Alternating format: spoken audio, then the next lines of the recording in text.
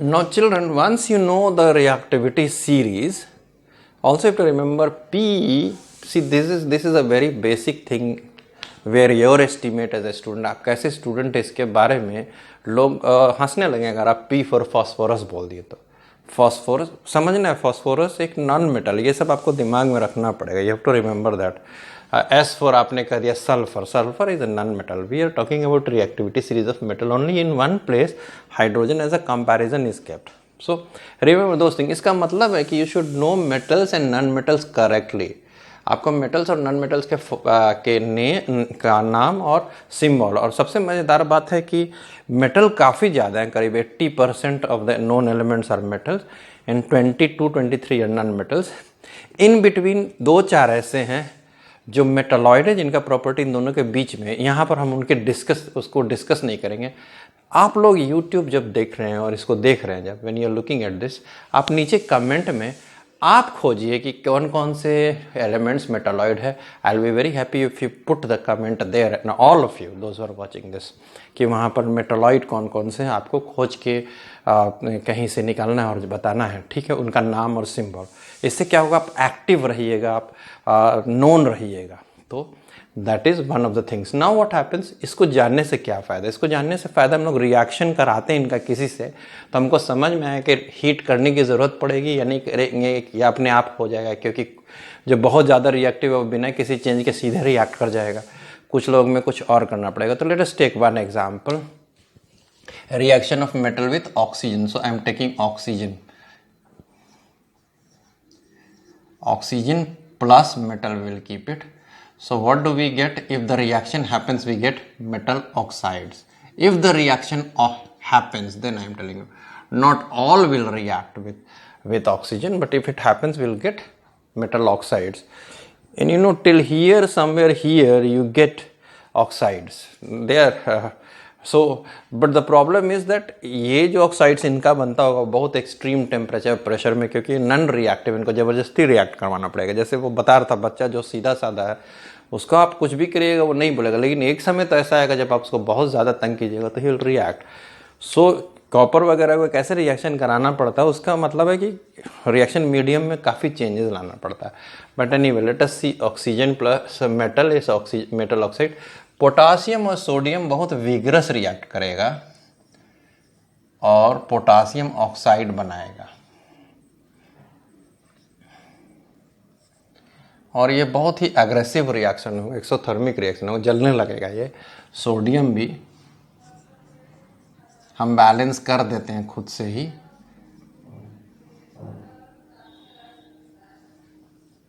तो रिएक्शन बहुत फास्ट होगा। ये बहुत important, very aggressive reaction will happen with oxygen, ठीक है। दूसरा है, से फॉर एग्जांपल ऐसे नीचे आएंगे, मैग्नीशियम का जो रिबन होता है उसको हम प्योर ऑक्सीजन में इग्नीट करेंगे तो डैजलिंग फ्लेम के साथ जलेगा, white dazzling flame, it will burn.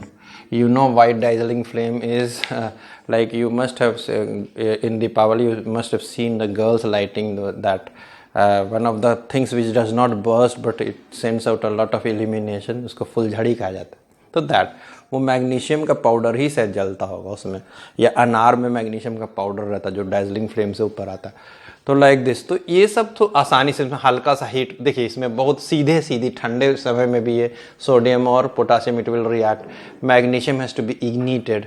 No what about aluminium, it's a very very important concept over here. Aluminum, freshly prepared aluminum is grayish, is bluish white, but this is grayish white. This is aluminum frame, it's grayish white, and most of the places you will see aluminum color as gray. So what has happened? Actually, aluminum, when it is freshly prepared and when it is going out to the market, it straight away reacts with oxygen to form a lamination, to form lamination over itself of aluminum oxide. जैसे आप लगाते हैं इसमें आप अपने phone में tempered glass लगाते हैं, उसी तरह से यहाँ पर सेल्फ लैमिनेशन हो जाता है और प्रोटेक्टिव लेयर हो जाता है। ये प्रोटेक्टिव लेयर जो है ये अल्युमिनियम के सरफेस को सेफ रखता है। So it's very very important कि ये बात याद रखिए। और अल्युमिनियम फिर फर्दर नहीं रिएक्ट करता है, इसलिए अल्युमिनियम इतने स्टेबल लगता है, जबकि ये ऊपर है रिएक्टिविटी सीरीज में। तब भी आप देखते हैं घर में बहुत सारे बर्तन जिसमें पानी गर्म होता है, बॉयल हो जाता है, अल्युमिनियम रिएक्ट नहीं करता है। इसका कारण है वो सेल्फ लैमिनेशन। आयरन की अगर बात करें तो रेड हॉट आयरन अगर कर देंगे, अगर आयरन की बात करें तो आयरन ऐसे नॉर्मली नहीं रिएक्ट करेगा, लेकिन ऑक्सीडेशन इसका होता है इन प्रेजेंस ऑफ मॉइस्चर, वो जानना चाहिए हमको। हम लोग को ये रस्टिंग कहा जाता है, Fe+O2 + XH2O, तो रस्ट फॉर्म करेगा Fe2O3 × XH2। इस X को आप 3, 4 कुछ भी ले सकते हैं। यहाँ पर हमने 2 बैठा दिया, यहाँ पर हमने Fe2O3 है, तो हमें ये 3O2 करना पड़ेगा 1 मिनट, तो ये बैलेंस हुआ कि नहीं, लेट अस सी। या now it is 4Fe। So now we come to this. So it is, what is rust? Rust is hydrated iron oxide। वो जंग लगना, जो ब्राउन फ्लेकी लेयर हो जाता है और धीरे धीरे जो लोहे के बर्तन खराब होने लगते हैं, लोहे के सामान खराब होने लगते हैं, that's rusting. So actually there is a corrosion happening, corrosion हो रहा वहाँ पर। और rusting is a form of corrosion, जहाँ metal surfaces are attacked and chemicals are formed by taking out the metal from the metal surface, and a compound is formed that can keep on getting worn out from the metal।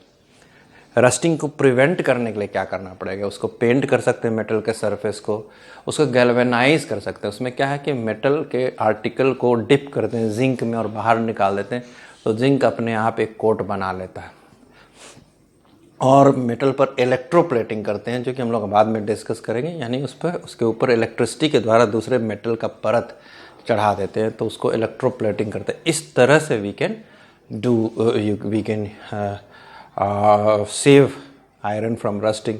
साथ साथ ये भी बहुत important है कि dry air में iron rust नहीं करेगा, या पानी जिसमें ऑक्सीजन नहीं, उसमें अगर लोहे के आर्टिकल्स को डाल दे तो वो रस्ट नहीं करेगा। दोनों का प्रेजेंस होना बहुत ज़रूरी है रस्टिंग के लिए। तो ये बहुत इंपॉर्टेंट बात है, आप लोगों को समझना चाहिए। और अगर हम कॉपर की भी बात करें तो नीचे जैसे जैसे जाएंगे रिएक्शन बिल्कुल होता नहीं है, लेकिन अगर आप बहुत एक कॉपर वेसल्स को आप बहुत लंबे समय तक रख दीजिएगा, पानी रहेगा, मॉइस्चर रहेगा, ऑक्सीजन वगैरह रहेगा, तो जो कॉपर जिसका कलर नॉर्मली येलोइश ब्राउन होता है, वो ग्रीन लेयर बना लेगा इस मटेरियल का। इसको कहते हैं, है ना, बेसिक कॉपर कार्बोनेट। और वो बर्तन में ऊपर धीरे धीरे कुछ परत जम जाएगा, ग्रीनिश सरफेस लगने लगा। तो ये बहुत इंपॉर्टेंट बात है जानना। दूसरा, हम जब रिएक्शंस की बात कर रहे हैं, अभी हमने सिर्फ मेटल लिया है, तो मेटल 2 बेसिक पॉइंट याद करना है। Metals form compounds by losing electrons. metals don't share electrons, they lose electrons, and they lose electrons to the non-metal। यानी मेटल नॉन मेटल का कंपाउंड में प्लस माइनस चार्ज होगा। They are electrovalent compound most of the time. और in fact non metals आपस में share करके electrons बनाते हैं। जैसे Cl2 का मतलब है 2 क्लोरीन आपस में शेयर किया इलेक्ट्रॉन्स को, CO2 का मतलब है कार्बन और ऑक्सीजन आपस में शेयर किया इलेक्ट्रॉन्स को। या फिर वो अगर मेटल के साथ है तो वो गेन करते हैं इलेक्ट्रॉन्स को। यानी नॉन मेटल के कंपाउंड अगर मेटल के साथ हैं तो वो इलेक्ट्रोवैलेंट जनरली होंगे, और अगर खुद दूसरे नॉन मेटल के साथ है तो शेयरिंग है तो वो कोवैलेंट कंपाउंड होंगे। इसको जानना पड़ेगा आपको। फिर ऑक्साइड के बारे में मैंने बात की। ये सारे ऑक्साइड जो है ये इसको छोड़ के ये सारे ऑक्साइड जो हैं, मेटल्स के सारे ऑक्साइड जो है वो बेसिक इन नेचर होते हैं। Most of the oxide of metals are basic in nature. यानी बेसिक का मतलब वो एसिड से ये लोग रिएक्ट करेंगे, बेस से रिएक्ट नहीं करेंगे, बेसिक नेचर होता है। साथ साथ ये रेड लिटमस को ब्लू कर देंगे, रेड लिटमस सॉल्यूशन को ब्लू कर देंगे। ये सारे ऑक्साइड्स की मैं बात कर रहा हूँ, ये जो प्रोडक्ट है ये ऑक्साइड्स है। तो मेटल का ऑक्साइड्स या हाइड्रोक्साइड्स जो होते हैं वो बेसिक इन नेचर होते हैं, है ना। लेकिन अल्युमिनियम क्या करता है? अल्युमिनियम ऑक्साइड को अगर हम किसी बेस से रिएक्ट करेंगे तो वो रिएक्ट कर जाएगा। जैसे सोडियम हाइड्रोक्साइड से रिएक्ट करेगा अल्युमिनियम ऑक्साइड, तो वो रिएक्शन होगा और सोडियम एल्यूमिनेट करके बनेगा।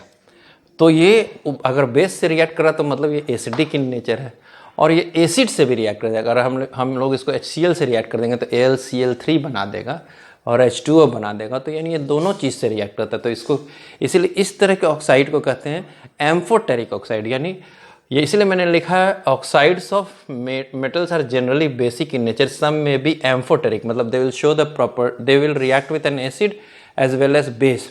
अब अल्मोनियम ऑक्साइड मैंने बता दिया कि एक ऐसा ऑक्साइड है जो एम्फोटेरिक है। आपको मेरे कमेंट बॉक्स में जाना नीचे, not here and there, all the students और कमेंट बॉक्स में नीचे जाना और सब बच्चों को लिखना, अगर आंसर आ भी गया तो, कि कौन सा और ऑक्साइड है मेटल का जो एम्फोटेरिक होता है। साथ साथ एक क्विज आपको देता हूँ। नॉर्मली मेटल के जितने भी ऑक्साइड्स होते हैं हमने बताया वो तो बेसिक होते हैं और एक दो एम्फोटेरिक होते हैं। क्या आप कोई ऐसे ऑक्साइड मेटल को जानते हैं जो कि जो एसिडिक हो? इस बात को मैं पूछूंगा आपसे। प्लस मैं एक और अब आता हूँ, अगर हम लोग इसी में अगर हम लोग कंपेयर करें कि अगर हम लोग कंपेयर करें कि नॉन मेटल, तो नॉन मेटल ऑक्साइड्स बनाएंगे, जैसे कार्बन प्लस ऑक्सीजन, कोयला जलता है तो carbon dioxide is acidic in nature, just विपरीत of the metal oxide. So oxide, अगर हम लोग सल्फर की बात करें और सल्फर अगर ऑक्साइड बनाना है, सल्फर डाइऑक्साइड, और बाद में ये कन्वर्ट होता है फिर से 2SO2 प्लस O2 करके, अगर तो हमको 2SO3 मिलता है। तो ये जो मैं लिख रहा हूँ, तो non metal oxides are acidic in nature. कुछ ऑक्साइड्स होते हैं जैसे वाटर अगर बन रहा है हाइड्रोजन और ऑक्सीजन से, तो ये न्यूट्रल होते हैं। यानी कि यहाँ मैंने लिखा बहुत इंपॉर्टेंट पॉइंट कि oxides of non metal are either acidic in nature और दे आर न्यूट्रल।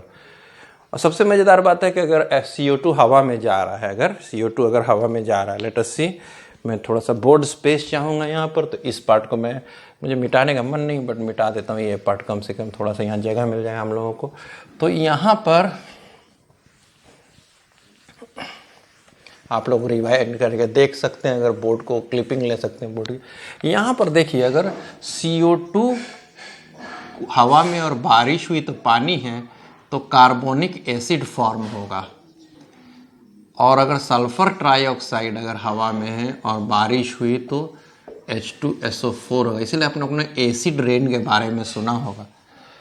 तो इसीलिए ये ड्राई CO2 होता है, वो लिटमस पेपर पर इफेक्ट नहीं करता, लेकिन अगर मॉइस्ट करते हैं तो पहले लिटमस पेपर से रिएक्ट करके वो कार्बनिक एसिड बनाता है, और वो कार्बनिक एसिड ब्लू लिटमस को रेड कर देता है, जो कि एक टेस्टिमनी है कि the oxides of this, some of the oxides of non metals are acidic in nature. इसको याद रखिएगा। कुछ ऑक्साइड्स ऑफ नॉन मेटल तो न्यूट्रल भी होते हैं, मैंने बताया, जैसे पानी एक न्यूट्रल ऑक्साइड है। फिर मेरे कमेंट बॉक्स में 5 न्यूट्रल ऑक्साइड के नाम आप लोग को देने। Standard 10 students you should no this and standard 8 students also should know this. So this is very very important, आप लोग को डालना है इन बातों को। ये हुआ हमारा ऑक्साइड्स के बारे में। कुछ और ऑक्साइड्स के बारे में जो है, जैसे न्यूट्रल ऑक्साइड के बारे में हम लोग बात कर ही चुके हैं कि H2 + O2 गिव्स 2H2O। थोड़ा बैलेंसिंग ज़रूरी पार्ट हमें जो लगता है, तो बैलेंसिंग कर सकते हैं हम लोग। अच्छा, दूसरा चीज़ है कि अगर हम उल्टा देखें, तो अगर हम H2CO3 में से अगर एक ऑक्सीजन कम कर दें तो CO2 और H2O, यानी पानी के मॉलिक्यूल को हम ऐसे लिटरली हटाएं, H2 को हटा दें और एक O को, तो CO2 मिल जाता है। इसीलिए CO2 को कहा जाता है acid anhydride of carbonic acid. Competitive exam में कभी कभी पूछता है, एसिड एनहाइड्राइड का मतलब है सूखा एसिड, क्योंकि इसको भिंगाएंगे तो एसिड बनेगा। This is acid anhydride of sulphuric acid. So that's very nice, thank you.